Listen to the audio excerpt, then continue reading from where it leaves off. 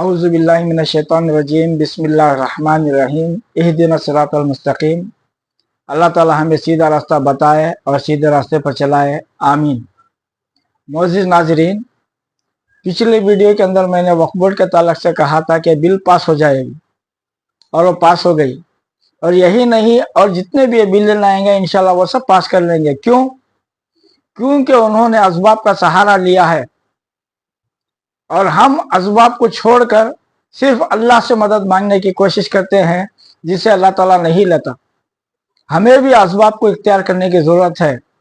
इसकी मिसाल मैं इससे दूंगा। इस्लाम और कुफर की पहली जंग, जंग बदर, इसके अंदर सबसे पहले हुजूर पाक सल्लल्लाहु अलैहि वसल्लम ने नौजवानों का इंतखाब किया और आज हर अमल के अंदर हमारे नौजवान गायब हैं। तो नौजवानों के इंतखाब को हुजूर पाक सल्लल्लाहु अलैहि वसल्लम ने तरजीह दी।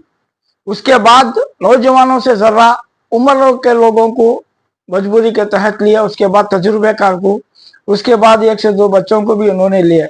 लेने के बाद हुजूर पाक सल्लल्लाहु अलैहि वसल्लम ने ये मैसेज दिया हम तमाम को कि जिस भी मैदान में हो, किसी भी मैदान में हो, तब तक उसका मुकाबले के अंदर आपका बैलेंस नहीं होगा, आप कभी ये जंग जीत नहीं सकते।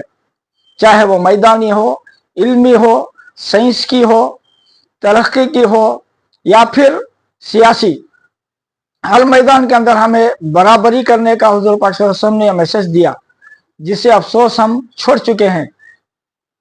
हुजूर पाक सल्लल्लाहु अलैहि वसल्लम ने सबसे पहले 313 सहाबा के अंदर ये देखा कि किसके पास हथियार है और कितने हैं। चेक करने के बाद मालूम हुआ कि आधे से भी कम मुसलमानों के पास हथियार थे और जिनके पास तलवार और ढाल थी उनके पास से ढाल ले लिया और किसी के पास 2 भाले थे उनके पास से 1 भाला ले लिया। तो इस तरह से हुजूर पाक सल्लल्लाहु अलैहि वसल्लम ने जिनके पास एक्स्ट्रा हथियार थे वो लेकर जिनके पास नहीं थे उनको दिए। इसके बावजूद भी कुछ लोगों के पास हथियार नहीं थे, तो हुजूर पाक सल्लल्लाहु अलैहि वसल्लम ने अपने दस्ते मुबारक से दरख्त के टहनियों को तोड़कर बाकी के सहाबा के हाथों में हथियार के तौर पर एक दरख्त की टहनियां दी। क्यों? जब आप जंग में उतरेंगे, किसी भी फील्ड में उतरेंगे और आपके हाथ खाली रहेंगे तो आपके दिल के अंदर बुज़दिली आएगी, आप मैदान छोड़कर चले जाएंगे।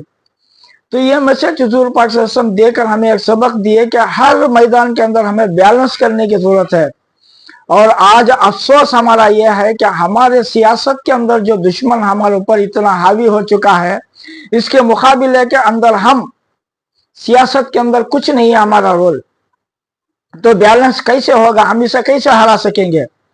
तो मौजूद नाजरीन, हमें ये बैलेंस को पूरा करने के लिए हमें खुद सियासी तौर पर मैदान में आने की जरूरत है। ना कि हम जेडीयू को दे सकते हैं, ना जेडीएस को दे सकते हैं, ना कांग्रेस को, ना किसी को नहीं। जेडीयू को, जेडीएस को आपने दिया, क्या हुआ?